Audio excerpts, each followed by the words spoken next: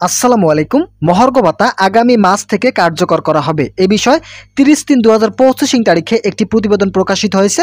বিস্তারিত আলোচনা করার পূর্বে আমি আপনাদের কাছে বিনীতভাবে অনুরোধ করতেছি, এখন পর্যন্ত যারা আমাদের এই চ্যানেলের নতুন সদস্য রয়েছেন তারা অবশ্যই চ্যানেলটি সাবস্ক্রাইব করে পাশে থাকা বেল আইকনটি অল করে দিন।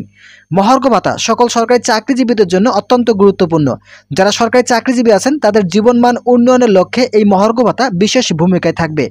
ইতিমধ্যেই মহার্ঘ ভাতা দেওয়ার জন্য অনেক পদক্ষেপ গ্রহণ করা হয়েছে প্রধান উপদেষ্টার তত্ত্বাবধানে। অর্থ উপদেষ্টা ডক্টর সালাউদ্দিন আহমেদ ইতিমধ্যেই মহার্ঘ ভাতা দেওয়ার বিষয়ে সম্মতি প্রকাশ করেছেন। সরকারি চাকরিজীবীরা দীর্ঘদিন থেকে মহার্ঘ ভাতার জন্য আন্দোলন করে যাচ্ছিলেন, কিন্তু রমজান মাস চলাকালীন থাকায় তারা সরাসরি কোনো আন্দোলনে যাচ্ছেন না, বরং তারা প্রতিনিয়ত সরকারি চাকরিজীবীদেরকে নিয়ে বৈঠক এবং তাদের দাবি দেওয়া নিয়ে আলোচনা করতেছেন।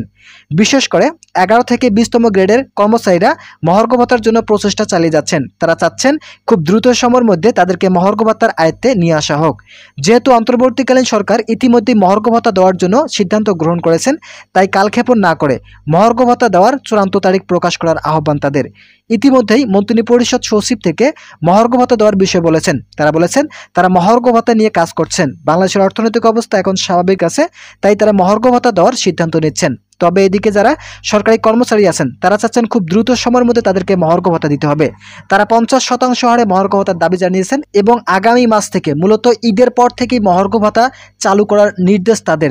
তারা চাচ্ছেন ঈদের পরেই তাদেরকে মহার্ঘ ভাতার আয়ত্তে নিয়ে আসা হোক। তো বন্ধুরা, আজকের এই ভিডিওটি এ পর্যন্ত। আশা করি এই ভিডিওটি থেকে অনেক উপকার পেয়েছেন। যদি উপকার পেয়ে থাকেন তাহলে অবশ্যই চ্যানেলটি সাবস্ক্রাইব করে পাশে থাকা বেল আইকনটি অল করে দিন।